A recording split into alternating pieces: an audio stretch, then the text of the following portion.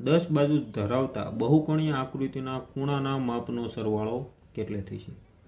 ગમે એટલી બાજુવાળો કોઈ પણ આકૃતિ આપેલી હોય, એટલે જેનો ખૂણાઓનો સરવાળો પૂછેલો હોય, ત્રિકોણ હોય, ચતુષ્કોણ હોય, પંચકોણ હોય, ષષ્ઠકોણ હોય કે અષ્ટકોણ હોય, અહીંયા આપણને 10 બાજુ ધરાવતો આપણને બહુકોણીય આકૃતિ આપી છે. જ્યારે પણ આવું આપેલું હોય ત્યારે જોવાનું કુલ બાજુ કેટલી આપેલી છે. તો આપણે શું કરવાનું, બાજુમાંથી કેટલા બાદ કરવાના? 2.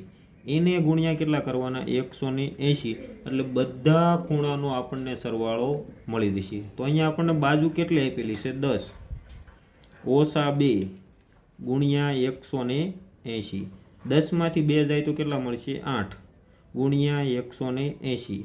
18 × 144 અને 1 0. તો અહીંયા બધા ખૂણાનો સરવાળો આપણને કેટલો મળ્યો? 144. તો આ પ્રશ્નનો જવાબ શું થશે? Option number C 1440. જો આ જગ્યાએ ત્રિકોણ આપેલો હોય, ત્રિકોણમાં કેટલી બાજુ હોય? 3.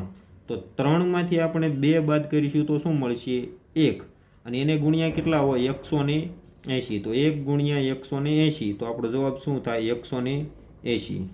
જો આની જગ્યાએ આપણને ચતુષ્કોણ આપેલો હોય તો કેટલી બાજુ હોય? 4. તો 4માંથી આપણે કેટલા બાદ કરીશું? 2 ગુણ્યા 180. 4માંથી 2 જાય તો 2 ગુણ્યા 180. 18 દુ 36 ને 1 0. 360.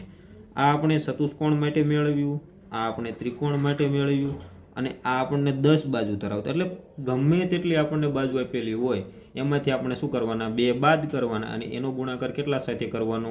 180 સાથે કરવાનો. એટલે આપણને બધા ખૂણાઓનો સરવાળો મળી જશે. તો અહીંયા આપણો રાઈટ આન્સર શું થશે? Option number C 1440. તમારે યાદ રાખવાનું છે, બાજુમાંથી 2 બાદ કરવાના અને ગુણાકાર 180 સાથે કરવાનો.